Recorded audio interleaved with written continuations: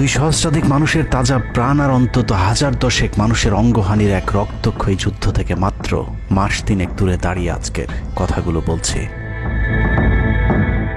শহরের রাস্তায় এখনো শহীদ ওয়াসিমদের রক্তের ছোপ ছোপ দাগ লেগে আছে। স্বাভাবিক জীবনে ফিরতে পারেনি এখনো শহীদের পরিবারগুলো। ইয়ামিনের মা হয়তো কাউকে পেলেই জানতে চাইছে আমার খোকার উপর কিসের এত রাগ ছিল ওদের। সে প্রশ্নের উত্তর হয়তো কেউ কোনোদিন দিতে পারবে না। বুকের ভেতর গুলি নিয়ে নিস্তেজ পড়ে থাকা শরীরটাকে ওরা যেভাবে কুকুরের মতো টেনে হিঁচড়ে খেয়েছে, সভ্য এই সমাজে সেই উত্তর কি আসলেই আছে? পুড়ে যাওয়া লাশগুলোর কথা মনে করে সারা জীবন হয়তো হৃদয়টা পুড়তে থাকবে হতভাগা সেই মায়েদের। শহীদ ওমরের মা এখনো মানুষ পেলেই হয়তো প্রশ্ন করছে, আমার ছেলের বুকে ওরা এতগুলো গুলি কেন করলো? মারার জন্য তো একটা গুলি যথেষ্ট।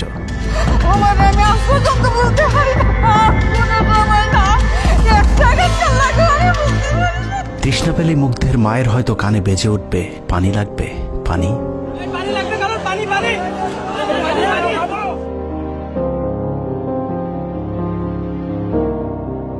শুনেছি স্বাধীনতা অর্জনের চেয়ে রক্ষা করা অনেক কঠিন। স্বাধীনতার এই পতাকা সমুন্নত রাখতে যারা জীবন দিয়েছেন তাদের সে রক্ত যেন বৃথা না যায়। এ পতাকার জন্য যেন আর কাউকে জীবন দিতে না হয়। স্বাধীনতার এমন যুদ্ধ আর দেখতে চাই না। এ যুদ্ধের প্রতিপক্ষ অনেক হিংস্র, খুব নিষ্ঠুর।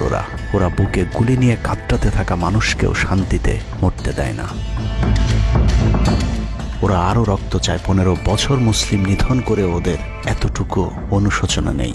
রক্তের নেশায় এখনো বুঁদ হয়ে আছে হিংস্র পশু আত্মাগুলো। এদিকে এক পক্ষ নিজেদেরকে বিজয়ী ভেবে ঘরে ফিরেছে। ঘরে ফেরার আগে যাদের বাড়ি ঘরে আগুন দিয়ে ঘর থেকে বের করেছিল, সেই শত্রুকেই আবার তুলে নিয়েছিল নিজেদের ঘরে। ছাত্রলীগ নিষিদ্ধের কথা বলছে। এই নিষিদ্ধ করবার ম্যান্ডেটটা, নিষিদ্ধ করবার অধিকারটা তাদেরকে কে দিল? তারা এদেশের মানুষ, রাজনীতি করার অধিকার সকলের আছে। আমাদের কেড়ে নেওয়া যেমন অন্যায় ছিল, আমরাও আরেকজনের কেড়ে নেওয়ার অধিকার, এটা আমরা এভাবে বলি।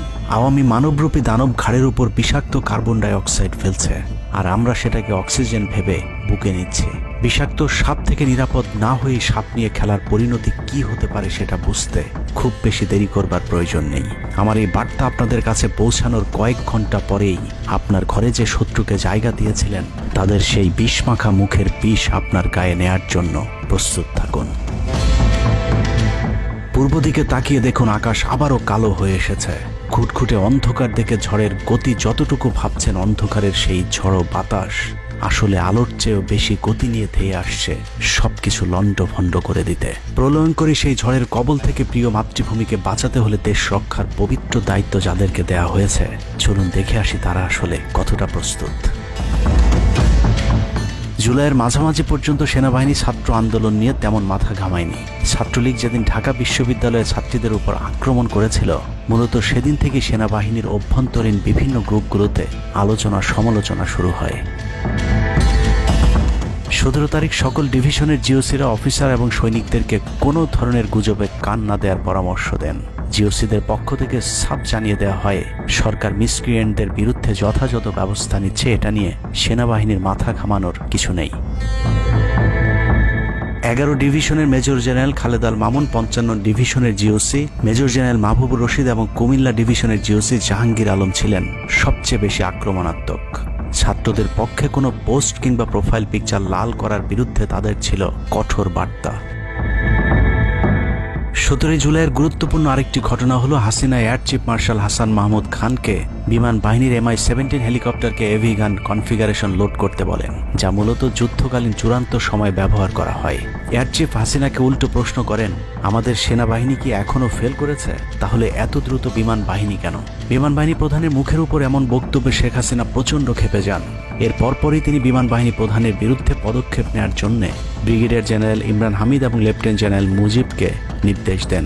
আর্মি ইন্টেলিজেন্স থেকে এই পরিকল্পনার তথ্য জেনে বিমান বাহিনী প্রধান ওই রাতেই তার নিরাপত্তার জন্য গাজীপুর থেকে এয়ার কমান্ড নিয়ে আসেন, যে ইউনিটটি এখনও বিমান বাহিনী প্রধানের নিরাপত্তার দায়িত্বে ঢাকাতেই অবস্থান করছে। যাই হোক, বিমান বাহিনী প্রধান সেদিন রাজি হলে ব্ল্যাকআউটের সময়টা আরও ভয়ঙ্কর হতে পারত। বিমান বাহিনীর সহায়তা না পেয়ে শেখ হাসিনা পরদিন র্যাব প্রধানকে ডেকে আদেশ দেন তার হেলিকপ্টার প্রস্তুত রাখার। র্যাব প্রধান হাসিনার আদেশ অনুযায়ী ছাত্রদের বিরুদ্ধে অপারেশনে হেলিকপ্টার ব্যবহার করেন। হেলিকপ্টারের গুলিতে যতগুলো হতাহতের ঘটনা ঘটেছে সবগুলোই র্যাবের হেলিকপ্টার থেকে করা হয়েছিল। র্যাবের পাশাপাশি ঢাকার বাইরে দু একটি পাদে প্রায় সবকটি ডিভিশনের জিওসিরা দেশের বিরুদ্ধে অবস্থান নিয়েছিলেন। ঢাকার বাইরে থেকে বিশেষ করে ডিভিশন সাপোর্ট ব্যাটালিয়নকে অগ্রাধিকার ভিত্তিতে ঢাকায় নিয়ে আসা হয়, কারণ তাদের সাথে এপিসি সুবিধা ছিল। এপিসি গাড়িগুলো মূলত ছাত্রদের বিরুদ্ধে চূড়ান্ত পদক্ষেপ নেওয়ার জন্যই আনা হয়েছিল। রাষ্ট্রীয় গুরুত্বপূর্ণ এলাকা কেপিআই রক্ষায় 19 তারিখে সেনা নামানোর সিদ্ধান্ত নেওয়া হয়। নিয়ম অনুযায়ী সেনাবাহিনীর কেপিআই রক্ষার দায়িত্ব পালন করার কথা থাকলেও বিভিন্ন জায়গায় দেখা গেছে সেনাবাহিনীর ছত্রছায়ায় পুলিশ এবং আওয়ামী লীগ ছাত্রলীগের সন্ত্রাসীরা ছাত্রদের উপর হামলা চালিয়েছে। কোথাও সরাসরি সেনাবাহিনীকেও গুলি চালাতে দেখা গেছে। এর মধ্যে ঢাকার 46 পদাতিক ডিভিশনের ইনফ্যান্ট্রি ব্রিগেডের ইউনিটগুলো ঢাকার প্রাণ কেন্দ্রগুলোতে ছাত্রদের উপর সবচেয়ে বেশি দমন পীড়ন চালিয়েছে। অনুসন্ধানে 19 থেকে 23 জুলাই পর্যন্ত গণহত্যার সাথে জড়িত সেনাবাহিনীর কয়েকজন অফিসারের নাম উঠে এসেছে, যারা এখনো পর্যন্ত গুরুত্বপূর্ণ সব পদে বহাল আছেন, যা ডক্টর মোহাম্মদ ইউনূস সরকারের জন্য অত্যন্ত বিপজ্জনক। কতটা বিপজ্জনক সেটা বোঝার জন্য আন্দোলনের সময়টাতে ওই অফিসারদের ভূমিকা কি ছিল সেটা একটু দেখে আসি। আন্দোলনের সবচেয়ে বেশি রক্তক্ষেকো ছিলেন বিজিবির ডিজি মেজর জেনারেল আশরাফ। সূত্র জানিয়েছে, ভারতীয় নাগরিকদের বিজিবির পোশাক পরিয়ে মাঠে নামিয়েছিলেন বিজিবির এই মহাপরিচালক। সেনাবাহিনী শেখ হাসিনাকে পদত্যাগের পরামর্শ দেওয়ার পরেও শুধু বিজিবিকে নিয়ে হত্যাকাণ্ড চালিয়ে শেখ হাসিনাকে ক্ষমতায় রাখার গ্যারান্টি দিয়েছিলেন মেজর জেনারেল আশরাফ। 5 তারিখ হাসিনা পালিয়ে যাবার আগ মুহূর্তে তিনি স্বরাষ্ট্রমন্ত্রীকে ফোন করে বলেছিলেন, কয়েক হাজার মানুষ মারলেই পরিস্থিতি ঠান্ডা হয়ে যাবে, অতএব কোনো অবস্থাতেই যেন প্রধানমন্ত্রী পালিয়ে না যান। স্বরাষ্ট্রমন্ত্রীকে তিনি এমনটাই পরামর্শ দিয়েছিলেন। 5 তারিখ সকাল থেকে দুপুর পর্যন্ত ঢাকা শহরে সবচেয়ে বেশি তৎপরতা ছিল বিজেপির। ওই দিন সকাল থেকেই ঢাকার প্রবেশ পথগুলোতে চেকপোস্ট বসিয়ে তল্লাশি চালিয়েছিল মেজর জেনারেল আশরাফের বিজিবি। বিজিবির একটি সূত্র জানিয়েছে, বিজিবি মহাপরিচালক প্রতিদিন সিওদের কাছ থেকে হিসেব নিতেন কে কতজন ছাত্র হত্যা করেছে। বিজিবি মহাপরিচালকের নির্দেশনায় খুনের সেই প্রতিযোগিতায় সবচেয়ে ভালো পারফর্মার ছিল কর্নেল রিদওয়ান। সূত্রের মতে, ছাত্র আন্দোলনে বিজিবি অন্তত 500 শিক্ষার্থীকে গুলি করে হত্যা করেছে। বিজিবি প্রধান এবং রিদওয়ানের মতো তার অনুগত অফিসারদের জেলে থাকার কথা, কিন্তু তারা এখনো গুরুত্বপূর্ণ সব দায়িত্ব পালন করে যাচ্ছে। আর মেজর জেনারেল আশরাফ এখন পর্যন্ত বিজিবি প্রধানের চেয়ারেই বসে আছেন। হত্যাকাণ্ডের বেশিরভাগই জড়িত ছিল বগুড়ার 7 ইস্ট বেঙ্গল। রহস্যজনক কারণে 7 ইস্ট বেঙ্গলকে এখনো পর্যন্ত বগুড়ায় ফেরত না পাঠিয়ে ঢাকাতেই রাখা হয়েছে। মেজর জেনারেল ফেরদৌস হাসান সেলিম, যার মা ছিলেন হাসিনার অত্যন্ত ঘনিষ্ঠ বান্ধবী। ফেরদৌস সেলিম শেখ হাসিনাকে ফুপু বলে ডাকতেন। 27তম বিএমএ লং কোর্সের এই অফিসারের পাসিং আউটে শেখ হাসিনা নিজে উপস্থিত ছিলেন, যদিও হাসিনা তখন বিরোধী দলীয় নেত্রী ছিলেন। ডিজিএফের পদে থাকাকালীন হাসিনার টাকা পাচার এবং থাইল্যান্ডের বিভিন্ন ব্যবসা দেখাশোনার দায়িত্ব ছিল তার। 5 তারিখের সময়টাতে গুরুত্বপূর্ণ কোনো পদে না থাকায় নিজেকে এখন আওয়ামী বিরোধী দাবি করছেন ফেরদৌস হাসান সেলিম। ভয়ঙ্কর বিষয় হচ্ছে, ডক্টর মোহাম্মদ ইউনূসকে ভুল বুঝে ইউনূসের মিলিটারি সেক্রেটারির পদে বসে সব কুটচাল চেলে যাচ্ছেন major general Ferdous Hasan. Guarantee দিয়ে বলে রাখলাম, সুযোগ পেলে সবার আগে ডক্টর মোহাম্মদ ইউনূসের মিলিটারি সেক্রেটারি নিজেই ইউনূসের গলা চেপে ধরবে। অতএব যত দ্রুত সম্ভব ডক্টর মোহাম্মদ ইউনূসের মিলিটারি সেক্রেটারির পদ থেকে তাকে সরাতে হবে। শেখ হাসিনার গণভবন ঠেকাতে সবচেয়ে বেশি শক্ত বলয় তৈরি করা হয়েছিল। অনুসন্ধানে জানা যায়, শেখ হাসিনাকে রক্ষা করতে গণভবনের আশপাশে সেনাবাহিনীর অন্তত 13টি অস্থায়ী চেকপোস্ট বসানো হয়েছিল, যেখানে east Bengal regiment, field regiment artillery, Bangladesh infantry regiment, infantry brigade headquarter সহ সেনাবাহিনীর বেশ কয়েকটি চেকপোস্ট বসানো হয়েছিল শুধুমাত্র শেখ হাসিনাকে রক্ষা করার জন্যে। সেনাবাহিনীর এসব আর্মি অফিসারদের সম্মিলিত অপারেশনে ছাত্রদের উপর চালানো হয়েছে নির্মম নৃশংস হত্যাযজ্ঞ। কিন্তু এই হত্যাকাণ্ডই সেনাবাহিনীর ভেতরে থাকা দেশপ্রেমিক অফিসারদের বিবেকের দরজা খুলে দিয়েছিল। 20 থেকে 23 জুলাই ইন্টারনেট বন্ধ করে যে পৈশাচিক হত্যাকাণ্ড চালানো হয়েছে, সেই দৃশ্য যখন একের পর এক সামনে আসতে শুরু করেছিল, তখন সাধারণ মানুষ যেভাবে স্তম্ভিত হয়েছিল, ঠিক একইভাবে সেনাবাহিনীর বিবেকবান জুনিয়র এবং মধ্যম সারির অফিসারদেরকেও ব্যাপকভাবে নাড়া দেয়। ভিডিওগুলো যত ছড়িয়ে পড়ছিল, ততই থমথমে হয়ে উঠতে থাকে সেনাবাহিনীর অভ্যন্তরীণ পরিবেশ। 27 তারিখ প্রাপ্ত গোয়েন্দা তথ্যের ভিত্তিতে সেনাপ্রধানকে জানানো হয় পরিস্থিতি নিয়ন্ত্রণের বাইরে চলে যাচ্ছে। কোনো অবস্থাতেই প্রধানমন্ত্রীকে ক্ষমতায় রেখে পরিস্থিতি নিয়ন্ত্রণ করা সম্ভব নয়। গোয়েন্দা ওই রিপোর্টে আরও জানানো হয়, সেনাবাহিনীর ভেতরে বিদ্রোহের আশঙ্কা দেখা দিয়েছে। বিশেষ করে মধ্যম সারি এবং জুনিয়র অফিসারদের ভেতর ব্যাপক অসন্তোষ লক্ষ্য করা যায়। একই রিপোর্ট প্রধানমন্ত্রীর অফিসকেও অবহিত করা হয়। সেই রিপোর্টের পরেও কঠোর অবস্থানে যাবার সিদ্ধান্ত নেওয়া হয় সরকারের পক্ষ থেকে। এদিকে গোয়েন্দা রিপোর্টের প্রেক্ষিতে সেনা ইউনিটের মধ্যম সারি জুনিয়র অফিসার এবং সৈনিকদের উপর কঠিন সামরিক গোয়েন্দা নজরদারি চলতে থাকে, যে কারণে প্রচণ্ড ক্ষোভ থাকলেও কোনো ধরনের পূর্ব প্রস্তুতি ও পারস্পরিক যোগাযোগ না থাকায় সেনাবাহিনীর দেশপ্রেমিক অফিসার ও সৈনিকেরা কিংকর্তব্য বিমূঢ় হয়ে পড়েন। 27-28 দুই দিন এভাবেই টান উত্তেজনার মধ্য দিয়ে কেটেছে। 29শে জুলাই শেখ হাসিনাকে পরিস্থিতি সম্পর্কে ধারণা দিতে সেনাপ্রধান সারা দেশের অফিসারদেরকে নিয়ে সেনা সদরের হেলমেটে একটি ভিডিও টেলিকনফারেন্সে দরবার গ্রহণ করেন। সেই কনফারেন্সে অপারেটরের অসাবধানতাবশত স্ক্রিনে হঠাৎ করে ক্যামেরা টার্ন অফ করা HPM নামে একটি বক্স ভেসে উঠেছিল। এরপরে উপস্থিত অফিসারেরা হাসিনার উপস্থিতির বিষয়টি বুঝে ফেলেন। অনেকের ধারণা শেখ হাসিনা উপস্থিত আছেন এটা বুঝাতেই HPM বক্সটি সবাইকে দেখানো হয়েছিল, যেন কেউ কোনো ধরনের অভিযোগ করতে না পারেন। কিন্তু সবাইকে অবাক করে বেশ কয়েকজন অফিসার তাদের ক্ষোভের কথা জানান। এর মাঝে রাজশাহী CMH এর একজন মেজর র্যাঙ্কের নারী চিকিৎসক 19 থেকে 23 তারিখ পর্যন্ত চলা ছাত্র হত্যার বিভীষিকাময় বর্ণনা তুলে ধরে আবেগী এক বক্তব্য দেন। সূত্র জানিয়েছে, এ সময় সেনাবাহিনীর কয়েকজনকে কাঁদতে দেখা গেছে। একদিকে সেনাবাহিনীর উচ্চপদস্থ অফিসারদের মারমুখী অবস্থান, অন্যদিকে বেশিরভাগ জুনিয়রদের নিষ্ক্রিয়তার মধ্য দিয়ে সেনাবাহিনীতে স্পষ্ট দুটি ভাগ লক্ষ্য করা যায়। এরই মধ্যে সেনাবাহিনীর কাছে প্রাপ্ত গোয়েন্দা তথ্য অনুযায়ী যে কোনো সময় সেনাবাহিনীতে বিদ্রোহ দেখা দিতে পারে। বিশেষ করে লেফটেন্যান্ট কর্নেল থেকে নিচের অফিসারদের ভেতর ব্যাপক ক্ষোভের বিষয়টি গোয়েন্দা প্রতিবেদনে জানানো হয়। সেই প্রেক্ষিতে 3 তারিখ শর্ট নোটিসে আরেকটি টেলিকনফারেন্স কল করা হয়। মূলত ওই রিপোর্টের প্রেক্ষিতে হাসিনার বিশ্বস্ত ওয়াকার হাসিনা থেকে মুখ ফিরিয়ে নেন, কারণ হাসিনাকে বাঁচাতে গিয়ে তিনি নিজের জীবন বিপদে ফেলতে চাননি। 3 তারিখ কনফারেন্সের শুরুতেই সবাইকে ঠান্ডা রাখতে একটি মোনাজাত করা হয়েছিল। যে মোনাজাতে গুরুত্বপূর্ণ একটি দোয়া ছিল, রাব্বানা লা তাজআলনা মাআল কওমিজ জালিমিন, অর্থাৎ হে আল্লাহ, আমাদেরকে জালিম সম্প্রদায়ের অন্তর্ভুক্ত করবেন না। এ সময় পুরো দরবার রুমে পিন পতন নীরবতা লক্ষ্য করা গেছে। মূলত এই মোনাজাতের মধ্য দিয়ে ফয়সালা হয়ে যায় সেনাবাহিনী কাদের পক্ষে দাঁড়াবে। সেনা সূত্র থেকে পাঠানো এসব তথ্যে উঠে এসেছে সেনাবাহিনী কোন কোন এলাকায় ছাত্র জনতার উপর গুলি চালিয়েছিল এবং কতটা পরিকল্পিতভাবে মানুষ হত্যার ছক কষা হয়েছিল। 4 তারিখও সেনাবাহিনীর ভূমিকা ছিল অত্যন্ত অস্পষ্ট। কিছু জায়গায় সেনাবাহিনী ছাত্রদের পক্ষে, আবার কিছু জায়গায় ছাত্রদের উপর গুলিও চালিয়েছে। 4 আগস্ট সবার প্রথম 24 ডিভিশন চট্টগ্রামের GOC lieutenant general Mainur Rahman তার বাহিনীকে ছাত্রদের পাশে দাঁড়ানোর নির্দেশ দেন। 5 তারিখ সকাল পর্যন্ত আর্মির ভূমিকা ছিল অত্যন্ত সন্দেহজনক। সকাল 10টা পর্যন্ত আর্মি কড়াকড়িভাবেই দায়িত্ব নিয়েছিলেন। বিশেষ করে গণভবনের আশপাশে 12টা পর্যন্ত ছাত্রদেরকে ভয় দেখাতে কয়েক রাউন্ড লাইভ অ্যামুনেশন ফায়ার করা হয়। 4 তারিখ 3 বাহিনী প্রধান, পুলিশ প্রধান এবং DGDGF-এর সারা রাত নির্ঘুম কেটেছে। 3 থেকে 5 তারিখ পর্যন্ত গুরুত্বপূর্ণ কিছু ঘটনা ঘটেছে, সেটা তুলে ধরবার আগে শেখ হাসিনার পালিয়ে যাওয়ার বর্ণনা দিয়ে আসা যাক। 5 তারিখ সকাল ঠিক 9টায় প্রধানমন্ত্রীর অফিসে গিয়ে শেখ হাসিনাকে পদত্যাগ করতে বলেন সেনাপ্রধান। শেখ হাসিনার কথা শোনার সাথে সাথে সেনাপ্রধানকে দৌড়ে মারতে আসেন। এ সময় 3 বাহিনী প্রধানকে অকথ্য ভাষায় গালাগাল করেন শেখ হাসিনা। জেনারেল ওয়াকারকে হাসিনা বলেন, তুই পুলিশকে দেখে শিখতে পারিস নাই। এ সময় বিমান বাহিনী প্রধান সজীব ওয়াজেদ জয়কে ফোন করে তার মাকে বোঝানোর জন্য অনুরোধ করেন। সজীব ওয়াজেদ জয় এটি জানার পর উল্টো আর্মি চিফকে তুই তুকারি করে হুমকি দিতে থাকেন, তোর কোন বাবা তোকে চিফ বানাইছে, তোর বউ ছেলে মেয়ে কে কোথায় আছে সবকিছু দেখে নেওয়া হবে।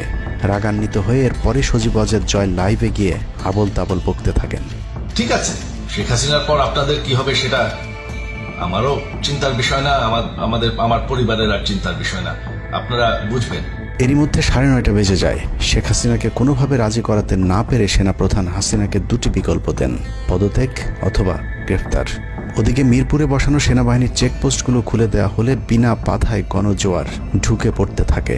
মবটি যখন গণভবন থেকে মাত্র 20 মিনিটের দূরত্বে চলে আসে, এ সময় সেনাবাহিনী এক প্রকার জোর করে শেখ হাসিনাকে পদত্যাগপত্রে সই করান। এ সময় SSF-এর 2-1 এগিয়ে আসতে চাইলেও সেনাপ্রধান হাত ইশারা করলে তারা জায়গায় দাঁড়িয়ে থাকেন। পদত্যাগের পর শেখ হাসিনা জাতির উদ্দেশ্যে ভাষণ দেওয়ার অনুরোধ করলে সেনাপ্রধান হাসিনাকে বলেন, জীবন বাঁচাতে চাইলে দ্রুত গাড়িতে গিয়ে উঠুন, জনগণ গণভবনে ঢুকে পড়ছে। সেনাবাহিনীর মতে শেখ হাসিনা সেদিন মাত্র 5 মিনিটের জন্য বেঁচে গিয়েছেন, তা না হলে জনগণ তাকে ধরে ফেলত। হাসিনাকে গণভবন থেকে উদ্ধার করে বিমানে ভারত পাঠিয়ে দেওয়ার জন্য মোট 3টি রুট প্ল্যান করা হয়েছিল। প্ল্যান এ, গণভবন থেকে গাড়ি বহরে বিমান বাহিনীর ব্লু স্কাই স্কুলের গেট দিয়ে তেজগাঁও বিমানবন্দরে ঢুকে ঢাকা সেনানিবাসে প্রবেশ এবং তারপর বিএএফ বেস দিয়ে বিমান বাহিনীর রানওয়েতে প্রবেশ। সেখান থেকে বিমান বাহিনীর C-130 যে বিমানে ভারতে উড্ডয়ন। দুর্ভাগ্যজনকভাবে ততক্ষণে বিপ্লবী জনতা শেওড়াপাড়া রাস্তা দিয়ে বিমান বাহিনীর ব্লু স্কাই স্কুলের গেট ক্রস করে আগারগাঁও চৌরাস্তা পর্যন্ত চলে এসেছিল। ওদিক দিয়ে ক্যান্টনমেন্টের জাহাঙ্গীর গেটও ছাত্র জনতার দখলে, তাই গণভবন থেকে গাড়িতে করে ঢাকা সেনানিবাসে ঢোকার সব পথ বন্ধ হয়ে গিয়েছিল, যে কারণে প্ল্যান বি অবলম্বন করতে হয়েছিল হাসিনাকে উদ্ধারকারীদের। প্ল্যান বি অনুযায়ী গণভবন থেকে বিমান ঘাঁটিতে যাওয়ার তখন একটাই পথ বাকি ছিল, তা হলো হেলিকপ্টারে যাওয়া। বিমান বাহিনীর MI-17 হেলিকপ্টার চন্দ্রিমা উদ্যানের পাশে বাণিজ্য মেলার মাঠে এসে অবতরণ করে। খুনি হাসিনা চন্দ্রিমা উদ্যানের পাশের রাস্তা দিয়ে বাণিজ্য মেলা মাঠে প্রবেশ করে এবং সেখান থেকেই হেলিকপ্টারে করে বিমান বাহিনী ঘাঁটিতে নিয়ে যাওয়া হয় তাকে। সেখানে গিয়ে তারেক সিদ্দিকী এবং সালমান এফ রহমানের জন্য কিছুক্ষণ অপেক্ষা করে শেখ হাসিনা। তবে শেষ পর্যন্ত সালমান এফ রহমানের পৌঁছাতে দেরি হয় শেখ হাসিনাকে নিয়ে কোনো গন্তব্য ছাড়াই 10টা 45 মিনিটে উড়াল দেয় বিমান বাহিনীর C-130 জুলিয়েট বিমানটি। সাধারণত বিমানের রুট ব্যবহারে কোড ব্যবহার করতে হলেও সেটা করেনি। রাডার ফাঁকি দিতে জীবনের ঝুঁকি নিয়ে এই পদ্ধতি অবলম্বন করা হয়েছিল। ফুল ফুয়েল লোড করা হয়, ভারতে যদি জায়গা না হয় তাহলে যেন মধ্যপ্রাচ্যের কোনো দেশ পর্যন্ত চলে যাওয়া যায়। মোট 9 জন পাইলটকে নিয়ে বিমানে ওঠানোর পর কোনো ধরনের নির্দেশনা বা ম্যাপ প্ল্যানিং ছাড়াই পাইলটদেরকে বলা হয় টেক অফ করতে। বিমানটি প্রথমে যশোরের উপর দিয়ে কলকাতায় পৌঁছালে সেনাপ্রধান জাতির উদ্দেশ্যে ভাষণের ঘোষণা দেন, কিন্তু কলকাতায় ল্যান্ডিংয়ের পারমিশন না দিলে সেখান থেকে শেখ হাসিনাকে বহন করা বিমানটি চলে যায় আগরতলায়। আগরতলায় পারমিশন না পেয়ে আবারও দিল্লির দিকে উড়াল দেয়। সেখান থেকে দিল্লি গেলে সেখানেও রিফিউজ করা হয়। দিল্লি বিমানবন্দরে নামতে না দিলে অনিশ্চয়তা দেখা দেয় শেখ হাসিনাকে বহন করা বিমানটির ভারতে অবতরণ নিয়ে। বিমানের একজন পাইলটের বরাত দিয়ে জানা যায় এভাবে উদ্দেশ্যহীনভাবে দীর্ঘক্ষণ ঘুরতে থাকার পর জরুরি অবতরণের সিদ্ধান্ত নেওয়া হয়। তবে জরুরি অবতরণের ঠিক আগ মুহূর্তে দিল্লির গাজিয়াবাদ এয়ারবেজে নামার অনুমতি পায় C-130 জুলিয়েট, যেখানে অজিত ধওয়াল তাকে রিসিভ করেন। অবতরণে জটিলতার কারণেই 5 তারিখ সেনাপ্রধান জাতির উদ্দেশ্যে ভাষণ দিতে বারবার দেরি করছিলেন, কারণ তিনি নিশ্চিত হতে চাচ্ছিলেন শেখ হাসিনা ভারতে অবতরণ করেছেন। তারপরই বাংলাদেশের মানুষ মুক্তি পায় এক ফেরাউনের হাত থেকে। হাসিনা পালিয়ে যাওয়ার সেই খবর পৃথিবীর সবাই জানে, কিন্তু 3 থেকে 5 তারিখ পর্যন্ত ক্যান্টনমেন্টে কিছু ঘটনা ঘটেছে যেই ঘটনা এখনো আমাদের কাছে অজানা। 3 তারিখ সেনাপ্রধানের ওই ভার্চুয়াল মিটিংয়ের পর মোটামুটি নিশ্চিত হয়ে যায় শেখ হাসিনা অধ্যায় বাংলাদেশের শেষ। শুরু হয় ভারতের প্ল্যান বি বাস্তবায়নের প্রক্রিয়া। 3 তারিখ রাতে আসিফ নজরুলের সাথে ডিজিএফআই কার্যালয়ের পাশের একটি ভবনে আসিফ নজরুলের ঘনিষ্ঠ বন্ধু major general Hamid, lieutenant general Mujib এবং মেজর জেনারেল ফেরদৌস সেলিমের একটি গোপন বৈঠক হয়, যেখানে ভারতীয় গোয়েন্দা সংস্থার 16 জন কর্মকর্তা উপস্থিত ছিলেন। মূলত 5 তারিখ শেখ হাসিনা পদত্যাগ করার পর করণীয় নির্ধারণ করতেই ওই বৈঠক অনুষ্ঠিত হয়। দীর্ঘ বৈঠক শেষে মোট 3টি বিকল্প নির্ধারণ করা হয়। প্রথমটি জরুরি অবস্থা জারি করে সেনাবাহিনীর হাতে ক্ষমতা দেয়া, দ্বিতীয়টি আসিফ নজরুলকে প্রধান উপদেষ্টা করে একটি অন্তর্বর্তীকালীন সরকার গঠন। অন্তর্বর্তীকালীন সরকারের ভেতরে যেন ভারতীয় বলয়ের লোকজন বেশি সংখ্যায় রাখা যায় সেটা নিশ্চিত করার ব্যাপারেও আলোচনা হয় বৈঠকে, এবং সেটা নিশ্চিত করতে আসিফ নজরুলের পেছনে সেনাবাহিনীর ওই অংশটির সর্বোচ্চ সাপোর্ট থাকারও নিশ্চয়তা দেওয়া হয়। মূলত আসিফ নজরুলকে সামনে রেখে সেনাবাহিনীর মাধ্যমেই দেশ চালানোর পরিকল্পনা করা হয়েছিল 3 তারিখের ওই গোপন বৈঠকে। 4 তারিখ 3 বাহিনী প্রধানের মধ্যে দফায় দফায় বৈঠক চলেছে। সেই বৈঠক থেকে সিদ্ধান্ত হয় 5 তারিখ সকাল 9টার মধ্যে শেখ হাসিনাকে চূড়ান্তভাবে পদত্যাগের বিষয়টি জানিয়ে দেওয়া হবে। এর পরপরই আসিফ নজরুলকে আবারও ক্যান্টনমেন্টে ডেকে আনা হয় এবং শেখ হাসিনার পদত্যাগের পর আওয়ামী নেতা কর্মীদেরকে যতটা সম্ভব নিরাপত্তা দেয়া, বেসরকারি বিভিন্ন প্রতিষ্ঠানগুলোতে যতটা সম্ভব আগের কর্মকর্তাদেরকে রেখে দেয়া এবং বিটিআর হত্যাকাণ্ড নিয়ে কোনো ধরনের পদক্ষেপ না নেওয়া সহ বেশ কিছু করণীয় ঠিক করে দেওয়া হয়। দীর্ঘ সেই আলোচনার কারণে 4 তারিখ সারা রাত ক্যান্টনমেন্টে অবস্থান করেছেন আসিফ নজরুল। তাৎক্ষণিক আসিফ নজরুলের কাঁধে দুটি দায়িত্ব দেওয়া হয়: আর্মির প্রতি সকলের আস্থা তৈরি করা এবং হাসিনার পদত্যাগের পরপর ছাত্রদেরকে সেনাবাহিনীর নিয়ন্ত্রণে নিয়ে আসা। কথা মতো আসিফ নজরুল 4 তারিখ রাত এবং 5 তারিখ খুব সকালে ক্যান্টনমেন্টে বসে ফেসবুকে তিনি দুটি পোস্ট করেন। পোস্টের প্রথমটি 4 তারিখ রাতে সেনাবাহিনীকে প্যাট্রিয়ট সম্বোধন করে করা হয়, যেন সেনাবাহিনীর প্রতি ছাত্র জনতার আস্থা বেড়ে যায়, এবং পরেরটি সংখ্যালঘুদের বাড়িঘরে হামলা না চালানোর অনুরোধ করে পোস্ট করা হয়। দুপুর 12টার আগে আসিফ নজরুলের করা হিন্দুদেরকে নিয়ে ওই পোস্টে প্রমাণ করে আসিফ নজরুল আগে থেকে জানতেন কিছুক্ষণ পর আসলে কি ঘটতে যাচ্ছে। আমরা এখন আর্মি চিফের সাথে একটা আলোচনায় আছি। আমি যতটুকু ওনার সাথে কথা বলেছি, আমার কাছে মনে হয়েছে, আশা করছি আপনাদের জন্য অনেক বড় সুসংবাদ আসছে। বিজয়ের খবর আগেই জেনে যাওয়াটা সমস্যা না, কিন্তু সমস্যা হলো আসিফ নজরুল সবাইকে আন্দোলনের কেন্দ্রবিন্দু ঢাকা বিশ্ববিদ্যালয়ে যেতে না বলে ক্যান্টনমেন্টের সুখবরের অপেক্ষায় থাকতে বলেন। মূলত আসিফ নজরুলের ওই ফাঁদে পা দিয়ে ছাত্র জনতার জুলাই আগস্ট বিপ্লবের বিজয় হাতছাড়া হয়ে গিয়েছিল। ছাত্র নেতাদের সরলতাকে কাজে লাগিয়ে আসিফ নজরুল নাহিদ আসিফদেরকে সেনাপ্রধানের কাছে আসতে বলেন। নাহিদ, আসিফ, মাহফুজরা সেনাপ্রধানের কাছে যাবার আগে আসিফ নজরুলের প্রধান উপদেষ্টা হবার বিষয়টি চূড়ান্ত হয়ে যায়। সমন্বয়কেরা পৌঁছানোর পর সেনাপ্রধান তাদেরকে জানায় আসিফ নজরুল হচ্ছেন প্রধান উপদেষ্টা, কিন্তু ছাত্ররা ডক্টর মোহাম্মদ ইউনূসকে প্রধান উপদেষ্টা বানানোর দাবি করলে আসিফ নজরুল তাদেরকে জানায় ডক্টর ইউনূস প্রধান উপদেষ্টা হতে রাজি নয়। কিন্তু ছাত্র নেতাদের সাথে ইউনূসের আগে থেকে যোগাযোগ ছিল, যে কারণেই সেনাপ্রধানকে ছাত্ররা জানায় আমরা ডক্টর ইউনূসের সাথে একান্তে কথা বলতে চাই। ছাত্ররা ডক্টর ইউনূসকে ফোন করলে তিনি জানান প্রধান উপদেষ্টা হতে চান না সেনাবাহিনী কিংবা আসিফ নজরুলের কাছে তার এরকম কোনো বার্তা তিনি দেননি।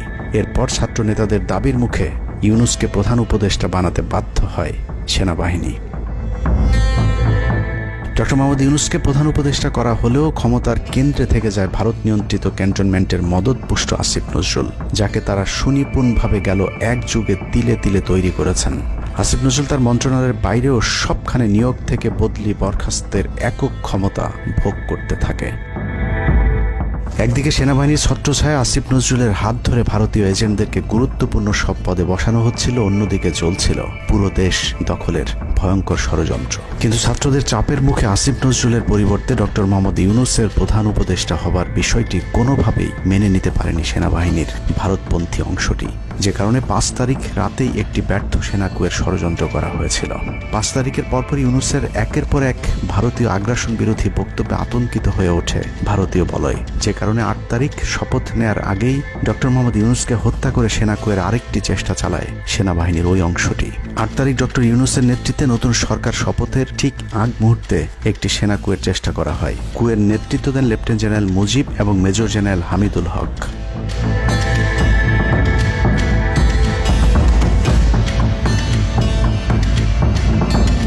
কিন্তু পশ্চিমা একটি গোয়েন্দা সংস্থা বিষয়টি দ্রুত সেনাপ্রধানকে জানালে জেনারেল ওয়াকার তাদের পরিকল্পনা ভণ্ডুল করে দেয়। সেনাপ্রধান তাৎক্ষণিকভাবে লেফটেন্যান্ট জেনারেল শামীমকে পিএসও এএফটি থেকে সিজিএস হিসেবে নিয়োগ দেন এবং মুজিবকে কিউএমজি থেকে আটডগে বদলি করেন, যদিও 8 তারিখ রাত থেকেই মুজিব পলাতক রয়েছেন।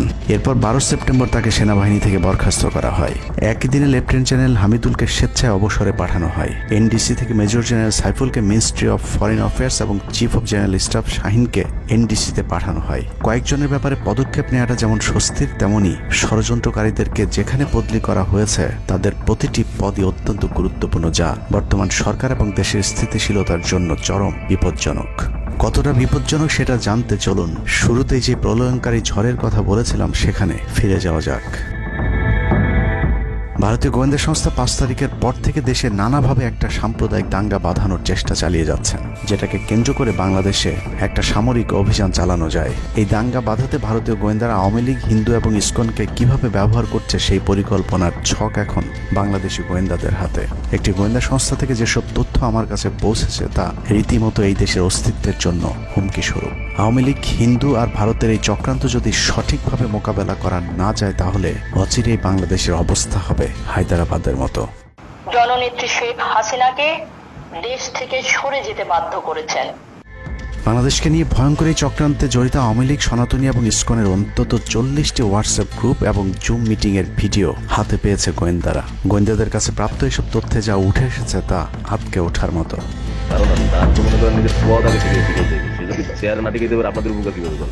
সেনাপ্রধান জামাত হলে এতদিন আওয়ামী লীগ বাইকে ফেলা দিত, ঠিক আছে? এটা তো আমাদেরও আওয়ামী লীগেরও একটা গেম হতে পারে, বলা যায় জামাত শিবিরের উপরে সব চাপা দিতে পারে, এটাও হতে পারে। এসব গ্রুপগুলোতে রীতিমতো বাংলাদেশের বিরুদ্ধে যুদ্ধের প্রস্তুতি চলছে।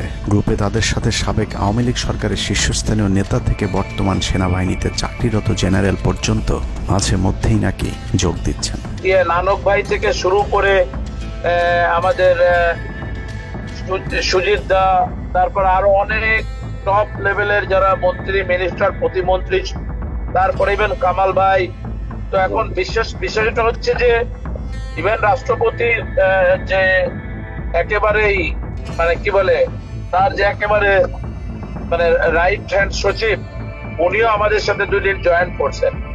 তো এখন ওনারা আসলে ভালো হইতো, যারা যারা আসেন আসলে ভালো হইতো। অনেক আমাদের এখানে প্রায় 12 থেকে 13 জন আপনার এমপি এসে কথা বলেছেন, যেটা আপনারা জানেন না। ঠিক আছে, বাংলাদেশে একেবারে টপ লেভেল সামরিক বাহিনীর 4 থেকে 5 জন জেনারেল লেভেলের লোকজন ওনারা এসে এখানে বসে থেকে আমাদের লাইভ শুনে গেছেন। আমাদের প্রধানমন্ত্রী উনি নিজে এসে বসে থেকে গেছেন। গ্রুপের সবচেয়ে ভয়ঙ্কর তথ্য পাওয়া গেছে ভুয়া মুক্তিযোদ্ধা জেডাই খান পান্নার মেসেজ থেকে। আওয়ামী এই আইনজীবী শহীদ সাইফুল ইসলাম আলিফের হত্যাকাণ্ড নিয়ে চাঞ্চল্যকর তথ্য দিয়েছে জেডাই খান পান্না। একটি চ্যাটিংয়ে তিনি লিখেছেন, দাড়িওয়ালা উকিল বেশি হয়ে গিয়েছে, আরো 2-1টারে খেয়ে দেওয়া আদালতে আমরা আছি, এখন অল্প কদিন জেলে থাকলেও 30 তারিখের পরে পুরস্কার পাবা। আরেকটি মেসেজে তিনি লিখেছেন, সুযোগ হাতছাড়া হয়েছে তোমাদের কারণে, কালকে সব হয়ে যেত। পরিকল্পনা ছিল কুপিয়ে মারার পর হিন্দুদের বাড়িতে হামলা হলে ভারত থেকে ট্রুপ চলে আসবে। ওরা যেহেতু হামলা করেনি, তোমাদেরই উচিত ছিল নিজেরা নিজেদের বাড়ি ঘরে আগুন দেওয়া। পেছনের ঘটনা বাদ দিয়ে 30 তারিখের পরিকল্পনায় মনোযোগী হও সবাই।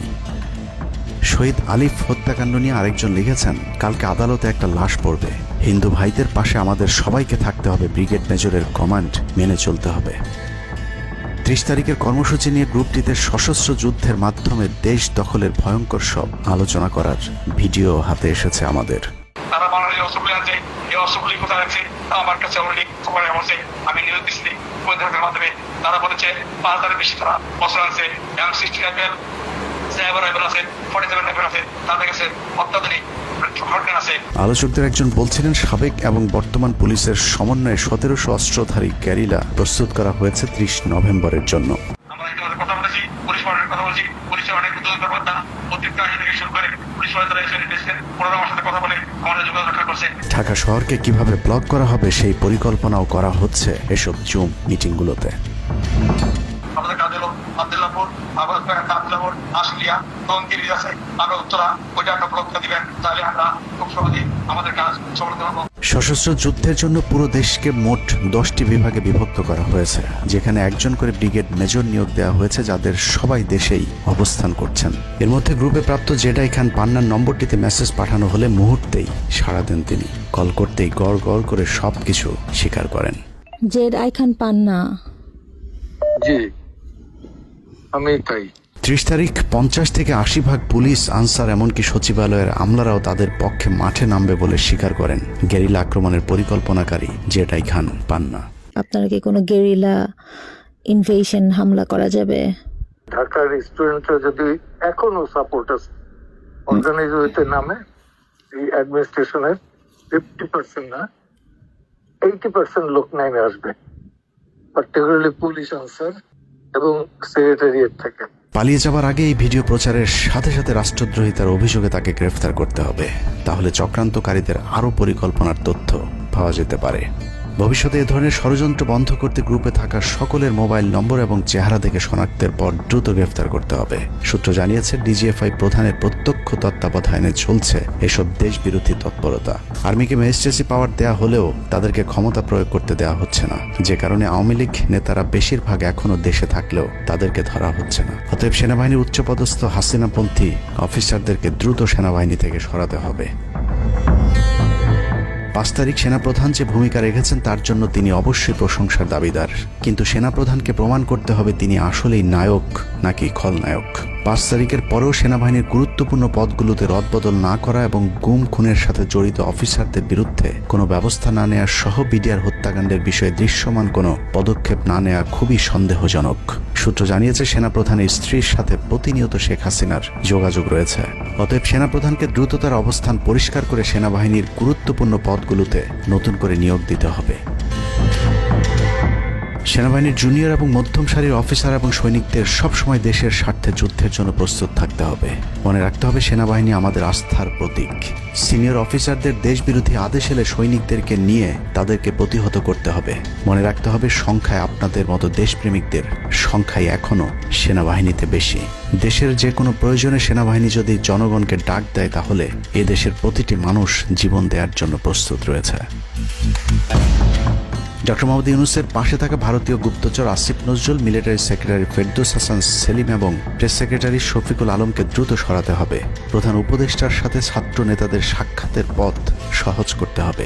আসিফ নজরুল্লাহ অসৎ উদ্দেশ্যে মাহফুজ আলমকে তার পাশ থেকে সরিয়েছে। অতএব যত দ্রুত সম্ভব মাহফুজ আলমকে আবারও বিশেষ সহকারীর পদে ফিরিয়ে আনতে হবে। গুরুত্বপূর্ণ যে কোনো সিদ্ধান্তের ক্ষেত্রে নাহিদ এবং আসিফদের মতামত প্রধান উপদেষ্টাকে গুরুত্বের সাথে নিতে হবে।